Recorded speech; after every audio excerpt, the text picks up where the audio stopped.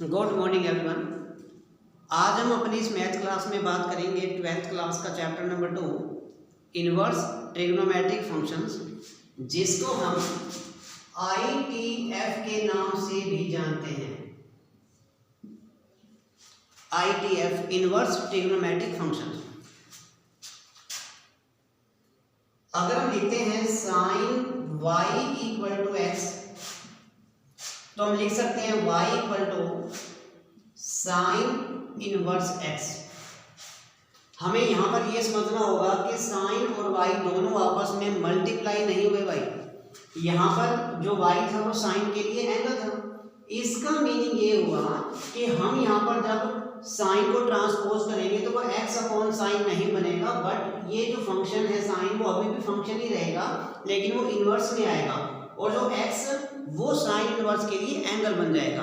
बिल्कुल इसी प्रकार से हम cos inverse x, tangent inverse x, cosecant inverse x, secant inverse x, cot inverse x सभी को लिख सकते हैं। अब यहाँ पर जो विशेष बात है, देखिए जो सबसे पहला पॉइंट हमें मिलता है इस चैप्टर में, वो आती है principal values of inverse functions.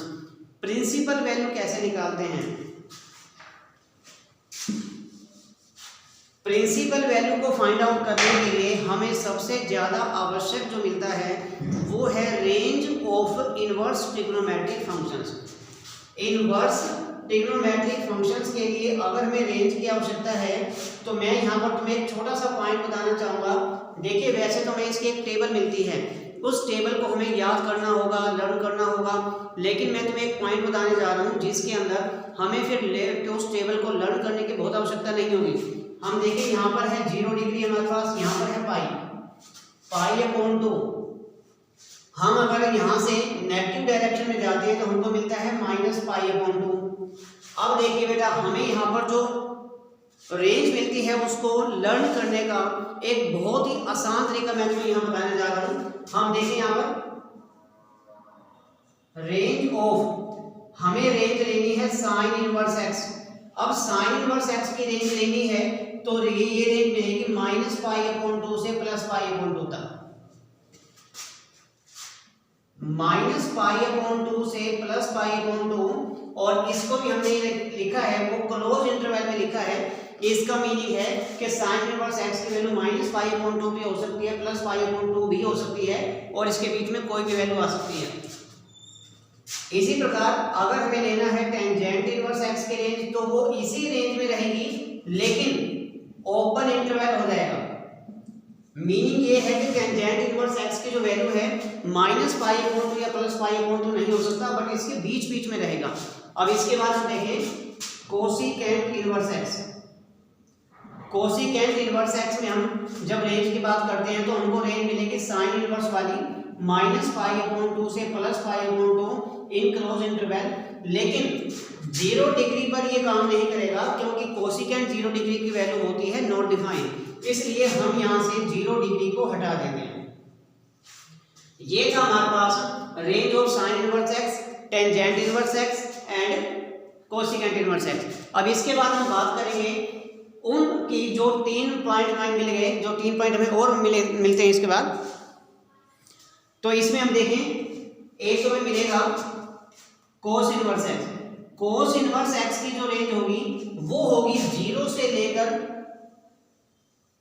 पाई तक, 0 टू पाई क्लोज इंटरवल में। इसी प्रकार से कोट इनवर्स x की जो रेंज होगी वो होगी 0 टू पाई, लेकिन वो मिलेगी open interval. And then last है inverse x, sec inverse x, जिसको हम सेकेंड इनवर्स x भी कहते हैं, ये होगा 0 टू पाई माइनस, अब यहाँ पर पाई अपॉन 2 को उसी प्रकार माइनस कर देंगे जिस प्रकार से हमने देखा था कि कोसिकेंट इनवर्स x में हमने 0 को माइनस कर दिया था। तो इस प्रकार से हम इस ट्रिग्नोमेट्रिक फंक्शंस की जो सभी टर्म्स हैं, सभी फंक्शंस हैं, इनकी रेंज को इजीली फाइंड आउट कर सकते हैं और उनको याद करने के में बहुत ज़्यादा समस्या नहीं होगी। तुम इस डायग्राम को नोट कर लो और इस डायग्राम के बाद इजीली हम इसको कंप्लीट कर सकते हैं।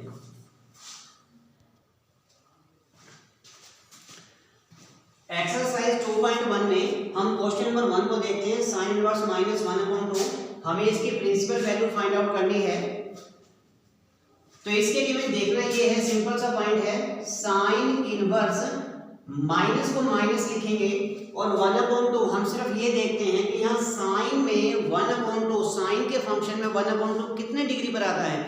और हम सभी अच्छे से जानते हैं कि साइन में जो 1/2 आएगा वो होगा 30 डिग्री। तो हम इसे लिख सकते हैं साइन 30 डिग्री, और 30 डिग्री का मीनिंग है π/6। अब हमें करना ये है कि जो बीच में माइनस आया है इस माइनस को हटाना है। हमें यहाँ दो बातों का लगातार ध्यान रखना है बेटा। एक तो ये कि माइनस का साइन कहाँ जाएगा, दूसरा ये कि इसकी रेंज क्या होती है। अब साइन इनवर्स की रेंज हमें मिली थी यहाँ से यहाँ तक, -π/2 से +π/2। अब देखिए साइन जब नेगेटिव होगा तो फर्स्ट क्वाड्रेंट में तो आ नहीं सकता और ये फोर्थ क्वाड्रेंट में आ सकता है। इसका मीनिंग हमें जो एंगल मिलेगा वो केवल फोर्थ क्वाड्रेंट में ही मिलेगा।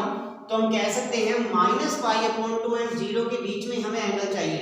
और हम यहाँ लिख सकते हैं साइन इनवर्स साइन -π/6, ऐसा लिख सकते हैं क्योंकि हमने पढ़ा था साइन -x = -sin x हमें मिलता है। ये हमें एक रीजन मिलता है इसको सोल्व करने का। तो हम यहाँ लिख सकते हैं साइन इनवर्स।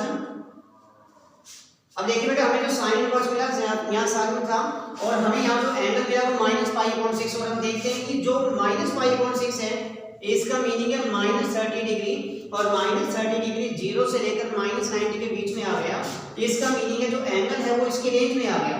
तो इसका आंसर होगा -π/6, ये इसका आंसर हुआ।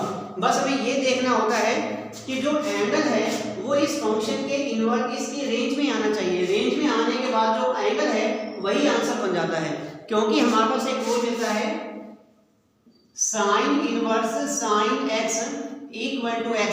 लेकिन ये कब होता है, if x is in the range of sine inverse. देखिए ये जो एंगल x आया ये आंसर बन जाएगा, ये तब बनेगा जब ये एंगल साइन इनवर्स की रेंज में हो। और साइन इनवर्स की रेंज होती है -π/2 से +π/2। इस प्रकार हम इसको ऐसे लिख सकते हैं, ब्रैकेट को ना लगाएं तब भी कोई बात नहीं। ये देखिए बेटा, so this is the first question, check it now.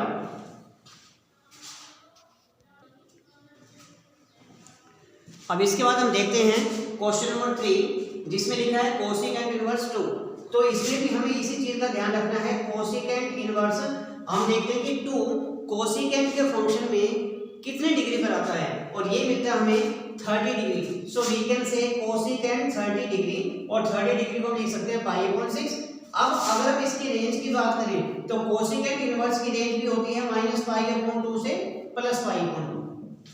तो इस रेंज में मिलेगा। अब देखिए यहाँ पर कोसिकेंट पॉजिटिव है, अब कोसिकेंट पॉजिटिव तो फर्स्ट क्वाड्रेंट में होगा, तो इसका आंसर हमें मिलना चाहिए 0 डिग्री एंड π/2 0 और 90 डिग्री के बीच में। तो हम इसमें लिख सकते हैं बेटा कि जो π/6 है, आप देख सकते हो कि π/6 जो एंगल मिला वो इस रेंज में आ चुका है, ऑलरेडी आ चुका है। इसका मतलब ये है कि हमें यहाँ कुछ भी चेंज करने की आवश्यकता नहीं है, और हम यहाँ सीधा सीधा इसका आंसर लिखेंगे π/6। ये इसका आंसर हो गया, क्योंकि इसका रीजन हम दे सकते हैं। ऐसा क्यों होगा, बिकॉज π/6 लाई करता है कोसिकेंट इनवर्स की रेंज में, यानी कि π/6 लाई करता है -π/2 एंड +π/2 के बीच में। तो ये है question number 3, check it now बेटा।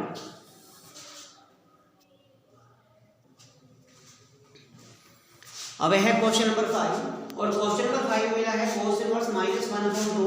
तो हम लिखेंगे पहले यहाँ कोस इनवर्स, और उसके बाद देखते हैं माइनस को माइनस लिखेंगे, और फिर चेक करेंगे कि 1/2 कोस के फंक्शन में कितना डिग्री पर आता है। तो 1/2 कोस फंक्शन में आता है 60 डिग्री पर। तो हम इसे लिख सकते हैं कोस π/3।